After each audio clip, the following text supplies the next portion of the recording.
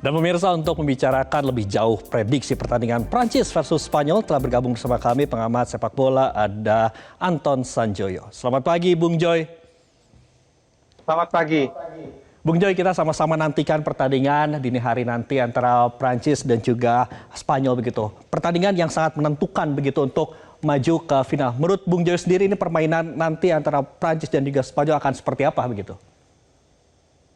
Ya, ini adalah pertandingan antara, kalau di semifinal ini kan peringkat 1 sampai 4 dunia ngumpul semua nih. Bukan suatu kebetulan sih menurut saya, karena memang sekarang mereka yang terbaik. Dari seluruh peserta Piala Dunia ya, yang terbaik adalah Prancis, Spanyol, Argentina, dan Inggris. Dan ketika mereka bertemu di semifinal tentu bukan kebetulan, karena semua undian dan prosedur yang sudah dialami oleh negara-negara ini adalah prosedur yang normal saja. Tapi kalau kita bicara dua tim yang sangat hebat ini di Eropa ya, rasanya sih ini akan menjadi pertandingan mungkin boleh dibilang final yang kecepatan juga ya. Terlepas dari Argentina dan England juga menurut saya pertandingan yang sangat hebat. Tapi ini dua tim dengan karakter yang sedikit berbeda secara mereka bermain, tetapi kalau permainan aslinya sih sama-sama agresif ya.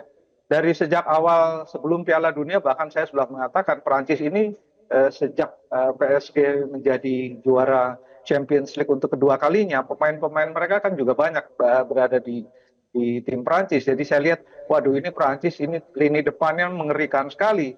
Ya kan, bukan cuma Dembele, ada juga Mbappe, ada Doué, ada Olise. Jadi rasanya sih kalau mereka diunggulkan ya wajar saja, karena skuad ini sangat mewah ya, saya bilang bahkan yang paling mewah di antara peserta Piala Dunia kala ini. Sementara Spanyol juga dihuni pemain-pemain yang sebagian besar adalah tim yang sukses menjadi juara Eropa di pekan terakhir ya, di kesempatan terakhir Eropa. Jadi ini adalah dua kekuatan besar Eropa yang ketemu di semifinal, boleh dibilang final yang kecepatan. Tapi bagi saya memang ada hal yang membedakan mereka. Daya serang dari Prancis ini jauh lebih mengerikan daripada Spanyol yang selalu mengandalkan ya tiki taka, penguasaan bola, kolektivitas, tapi tidak setajam Prancis. Jadi kalau boleh dibilang ini pertandingan yang seimbang, tapi Prancis sedikit lebih unggul dalam cara mereka menyerang. Oke, Prancis lebih diunggulkan ya Bung Joy. Tapi kami juga mendapatkan informasi bahwa Aurelien Tchouameni masih belum bisa tampil. Sementara di kubu Spanyol ini ada winger juga, itu Nico Williams yang juga belum bisa tampil begitu. Dengan tidak bisa tampilnya dua pemain dari Prancis dan juga Spanyol ini, bagaimana mempengaruhi pertandingan nanti malam? Saya rasa Tchouameni tidak tampil sedikit mengurangi kekuatan Prancis ya. Tapi dia kan karakternya memang gelandang bertahan. Jadi kalau Prancis bertahan, mereka akan sedikit kesulitan tanpa Tchouameni. Tapi Kone menurut saya juga kualitasnya sama baiknya lah. Ya Tchouameni sedikit di atas. Tetapi kalau di kubu Spanyol, siapapun yang sangat rata ya Spanyol itu, pemain-pemain muda dan pemain berpengalamannya itu mixingnya tuh yang paling bagus sekarang ya. Dan itu sebetulnya sama Portugal, tapi sayang Portugal sudah tersingkir. Tapi kombinasi pemain muda dan pemain tuanya, Spanyol yang sekarang yang terbaik ya, Yamal lagi bagus-bagusnya, Pedri lagi bagus-bagusnya, Ferran lagi bagus-bagusnya. Sementara pemain yang tua juga di akhir masa-masa kejayaan mereka sih, tapi Rodri misalnya masih sangat oke di lini belakang. Jadi sebetulnya ini dua tim yang sangat seimbang. Tapi ya Prancis tetap saja menurut saya lini depannya itu betul-betul sulit untuk ditahan ya. Bahkan saya membandingkan trio mereka di depan, atau sekarang malah mereka bukan trio ya, kuartet di depan ini luar biasa. Ini sama dengan kuartetnya trionya ketika berhasil diperkuat oleh sejumlah pemain, Ronaldinho, ada Ronaldo Nazario, Rivaldo, itu setara lah dengan mereka. Jadi kalau dari sisi lini depan, saya rasa Prancis paling unggul. Lini belakang mereka juga kuat. Ada Koundé, ada Upamecano, ada William Saliba, pemain-pemain yang menurut saya sekarang paling top di Eropa dalam cara mereka bertahan. Bung Joy, kalau kayak tadi Bung Joy juga sempat menyampaikan bahwa lini depan dari Prancis ada Mbappe, kemudian juga Dembele. Kita ketahui bahwa Mbappe ini memiliki koleksi 8 gol, Dembele juga 5 gol. Apakah ini menunjukkan juga bahwa Spanyol di pertandingan malam nanti ini harus bermain bertahan? Atau seperti apa mungkin yang akan dipermainkan oleh Spanyol untuk bisa mendapatkan tiket ke final? Spanyol mungkin agak bertahan ya, tapi karakter mereka kan bukan permainan bertahan. Jadi pertahanan mereka ketika kehilangan bola memang akan lebih bekerja keras ya. Karena 4 pemain di belakang Prancis ini ya sekarang yang paling mewah ya Dembele udahlah dari tahun 2018 kan dia udah juara dunia.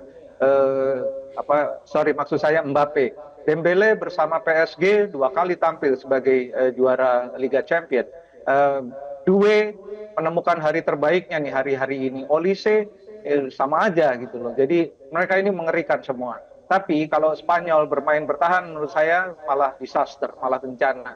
Mereka tetap harus keluar menyerang dengan pola pertahanan yang lebih rapi daripada biasanya.